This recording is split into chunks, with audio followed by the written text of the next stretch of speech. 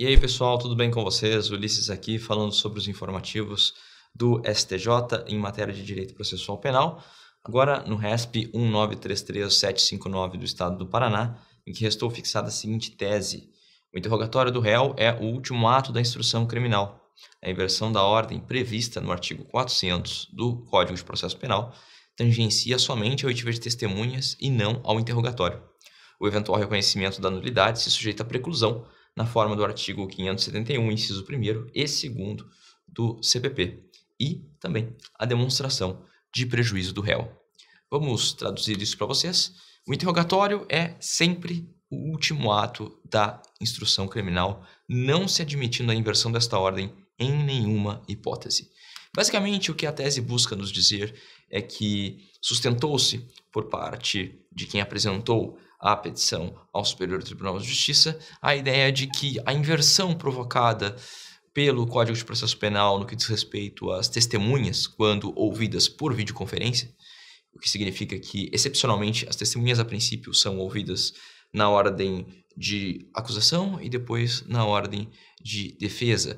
Mas, excepcionalmente, como eu disse, é possível que, em razão de videoconferência ou então de carta rogatória ou precatória, haja uma alternância, de maneira que as testemunhas de defesa sejam ouvidas antes e as testemunhas de acusação depois. Sobretudo porque as cartas precatórias e rogatórias tendem a demorar um tempo e, em razão da celeridade processual, se justifica essa troca. Porém, essa lógica, segundo o STJ, deve ser pensada exclusivamente para a oitiva de testemunhas e não para o interrogatório do réu, o interrogatório do acusado.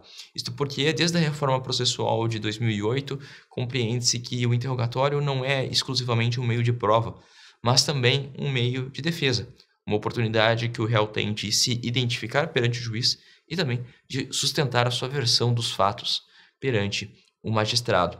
Dessa maneira, como meio de defesa, é natural que seja o último ato da audiência de instrução e julgamento, que venha ao derradeiro, somente depois de todas as manifestações de todos os outros atos, para que o réu tenha a oportunidade de se manifestar perante tudo o que aconteceu, não só durante o processo, mas também naquela audiência.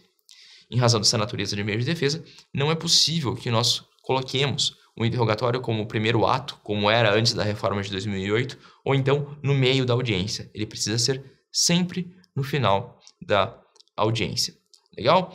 Uma questão importante é que esta regra, a princípio, foi pensada para o procedimento comum do Código de Processo Penal, mas o STF, em outras oportunidades, já se manifestou sobre a possibilidade de o interrogatório ser o último meio também nos procedimentos especiais.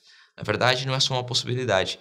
O STF disse que, como meio de defesa, ele sempre deverá vir como último ato da audiência de instrução de julgamento, seja em procedimento comum, seja em procedimento especial.